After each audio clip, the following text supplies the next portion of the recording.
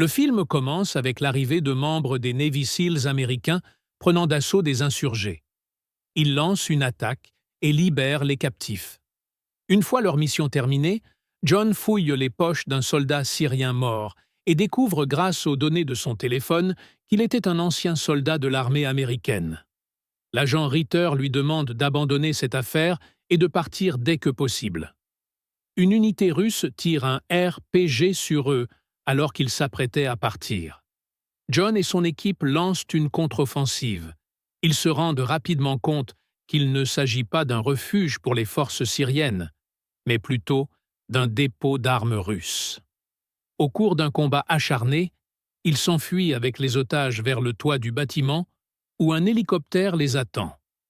À bord de l'hélicoptère, John reproche à Ritter la mort de ses hommes aux mains des Russes. 3 ans plus tard, l'un des membres de l'équipe de John, qui a récemment pris sa retraite de l'armée et passe du temps avec sa famille à la maison, est renversé par une camionnette devant chez lui. Peu après, un autre membre retraité de l'équipe est assassiné sur la route par des agresseurs inconnus. Ensuite, alors que John et sa femme s'apprêtent à se coucher dans leur chambre, il la laisse dormir et va s'installer sur le canapé pour grignoter et écouter de la musique. Soudain, son ordinateur portable s'éteint. Il se rend compte que l'électricité est coupée. Puis entend des pas s'approcher et une porte s'ouvrir. Alors il sort son revolver du tiroir et suit les pas. John rampe jusqu'à sa chambre pour voir sa femme, mais il est trop tard. Il est transporté à l'hôpital. Au bout d'un moment, il se réveille enfin.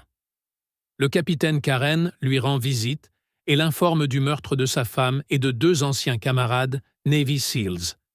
Elle l'informe également des mesures de sécurité mises en place pour les autres membres de l'équipe Navy SEALs.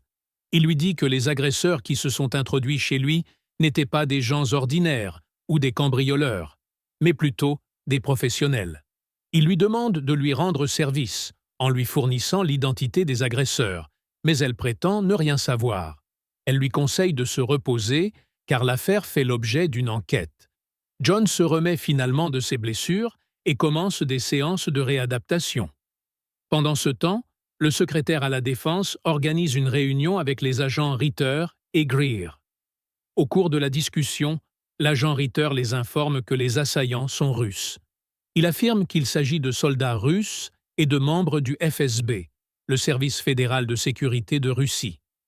Il explique au secrétaire que John et son équipe avaient attaqué le FSB à Alep quelques années auparavant afin de libérer des otages, et que les Russes agissent en représailles à cette attaque. Il les informe également que la CIA a décidé de ne prendre aucune mesure. En réponse à ces événements, il en arrive à la conclusion qu'ils ne causeront aucun problème aux agresseurs ou à la Russie si l'enquête se poursuit.